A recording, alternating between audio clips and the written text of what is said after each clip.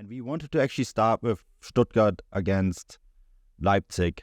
Now, I was very impressed by the Stuttgart performance. And I think before we talk about Leipzig and all their issues, Stuttgart haven't won a game without Serhou Guirassy this season. They put that to bed. Dennis Undav coming out with a big performance. But, you know, you look through this entire Stuttgart side. I just thought that might have actually been their best performance this season yet. Yeah, it was a really interesting match just because, as you said, it's one of those matches where you try to struggle to see whether it was down to one team being particularly outstanding or one team being particularly poor. And yeah, I completely agree with you. Going into the match, as we talked about the previous show, I really expected Leipzig to kind of really exercise some demons in terms of, you know, the last couple of games that they've played in, particularly that Leverkusen game where I felt like they did just about everything right except win the match. But instead, we got a Leipzig performance that was just lacking in so many things, and a huge part of that was obviously down to Xavi Simons not being on the pitch. Obviously, like the way that Stuttgart attacked was incredibly impressive, but you know, I think you could kind of put a lot of it down to just, as you said, like it just felt like such a good Stuttgart performance on the whole. And I was particularly impressed with like that midfield from Stuttgart in terms of, you know, for example, Angelo Stiller, who wrote about this season, and the way that he's just kind of gone from strength to strength to strength in that Stuttgart team under Hoeneß. And it felt to me a lot like, you know, not only were Leipzig missing Xavi Simons in that team to kind of create chances, but that kind of midfield of Seeval and Schlager just did not look equipped to handle this very dynamic Stuttgart side. And I'd argue, I mean, we did argue about this on the chat and on the Bundesliga chat that we have with subscribers the weekend about the nature of that first goal and the handball, which, look, doesn't really matter, to be perfectly honest with you, because they won the game so emphatically in the end. But yeah, I mean, going in at half time, if I'm not mistaken, like Leipzig had only kind of amassed an XG of 0.38 to Stuttgart's 1.47, and it was even worse in the second half. They got 0.11, and you know, this has been a really kind of daunting start to the year for Leipzig. I know we'd say we talk about Stuttgart here, and I've just said myself talking about Leipzig, but it took. I think he just kind of did a good job of showing the differences between these two teams right now. And Stuttgart look like a team who, well, they look like a team who are playing for each other. We talked about this as well. One of the things I've been most impressed with under Hoeneß is the way that this whole team as a whole is just coming together. You got Nubel, who, look, was obviously very good before he moved to Stuttgart, but probably had to prove himself to the extent in the Bundesliga this year. You know, there's kind of a bit of a cloud hanging over the way he left Bayern. Okay, he went to France and kind of earned his stripes, but it's a different thing entirely to come to Germany, in my opinion, to do it. Zagadou in the heart of that defence, another player who had to go away from where he was previously and prove himself at Stuttgart. Stiller, young player at Bayern Munich, who obviously Hoeneß knows very well, and has gone from strength to strength. And then obviously Fulrich as well, actually, is a good example. But the main one, obviously, is Undav, who you've obviously been singing his praises all season long. And that first goal he scored, the one from outside the box, is just like the epitome of a striker full of confidence, because no one hits that shot unless they're just kind of brimming with self-confidence and knowing, I can score anything right now. And that's exactly what he did. And yeah, it felt like one team who knew exactly what they were doing, knew how to play football, and had beliefs in themselves. And another team who admittedly were missing a few key players, but just completely crumbled against a good Stuttgart team. Yeah, there's, I mean, a few things that you pointed out there. I think Stuttgart tactically looked very, very strong. And I have some thoughts on Leipzig in a moment here, so bear with me.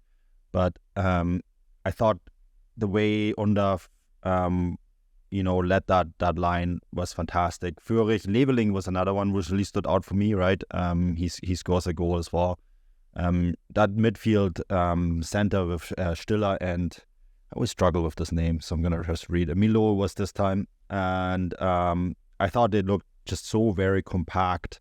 That 3-4-3 also worked really well for them in this match in particular. I'm pretty certain now that Dennis Undav is going to be the striker that will lead Germany at Euro 2024. I know there's another German striker who scored a hat-trick this weekend in Niklas Füllkrug, but I just think that he's more dynamic. He's more of a complete forward, and I just think that the way he scores and the rate that he scores on goals, I wouldn't even be surprised if he finishes the season with more goals than Guirassy, to be honest with you, Stefan. So, it's just, I think they needed a couple games to shake off the rot, and they did that, and I think they did it in a way that also kind of really speaks, in my opinion, for Sebastian Hoeneß and the work he's done, right?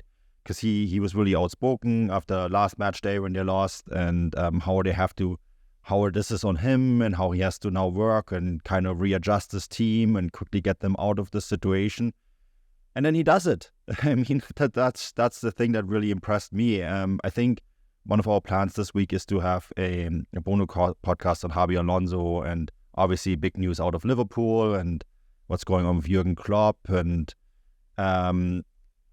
it's going to be, of course, interesting what that will do with Xabi Alonso. And there is, I'm getting to a point here, so wait for a second. I think Sebastian Hoeneß, if I was Leverkusen, then I would be worried about losing Xabi Alonso to Liverpool. Sebastian Hoeneß would be the guy I would go after, Stefan. Yeah. I feel like we're crushing Stuttgart's dreams before they've even really got going yet. Sorry. No, absolutely. Yeah, it's a fair shot. I actually had another thought I wanted to bring up there, which I actually wanted to go back on Angelo Stiller, actually, because to talk about another kind of team entirely, which was Germany. But I'll talk about that in a moment. But yeah, look, there's been so much talk about Hoeneß, and people are already beginning to kind of compare him or talk about, is he going to go to Bayern, the kind of family name and stuff, the family business, if you will. And obviously what will happen with Thomas Tuchel this summer. I've actually got my newsletter this week is actually on which Bundesliga head coaches are overperforming and underperforming this season. Oh, interesting. And I've kind of dove really into the stats. I've kind of got one kind of model for more or less like a power rankings, but I'll let subscribers have a look at that when it comes out. But yeah, Hoeneß is obviously doing very well in that, and I think it'll be really interesting to see what happens with him. I'm really, really hoping he stays at Stuttgart. I'm really hoping his team stays together, because it's not really a case, in my opinion, of this team being full of, young players who just happen to be the right place at the right time. It's full of a squad in general that are doing particularly well. For example, you can even kind of narrow in on someone like Anton, the central defender, who is like one of the leading players in the division for, interceptions, or Mittelstadt, who's also kind of doing really well on that left side.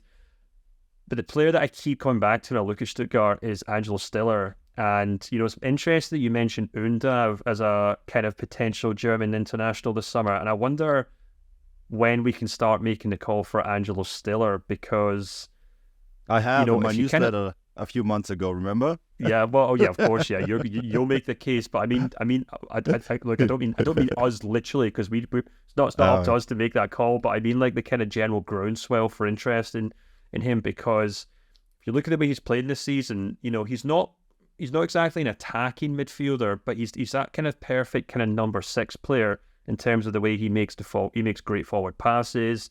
He's one of the best in the league for the accuracy of his forward passes. Got really decent key pass stats as well. Really good defensive stats. And actually, if you kind of line him up alongside Joshua Kimmich this season in terms of what both players are good at this year, he's not actually too dissimilar from the way he plays alongside, not too dissimilar to the way Kimmich rather plays at Bayern this season, except maybe, well, in fact, there's no maybe about it. He is doing more defensive work than Kimmich just because of the nature of those two teams. So, if Bayern looking for number 6, a holding midfielder, someone like that, look, I'm obviously going to be ahead of myself here, but if everyone's kind of talking up Undav for Germany, I feel like Angelo Stiller should be in that conversation as well.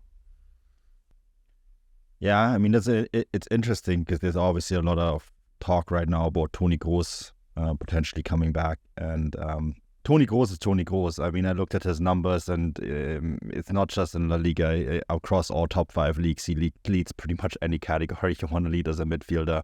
And if he's available, you have to bring him back. But if you can bring Angelo Stiller in and maybe learn from someone like Kroos, gotta do it. 100% you gotta do it. So yeah, it's definitely a really interesting one to follow.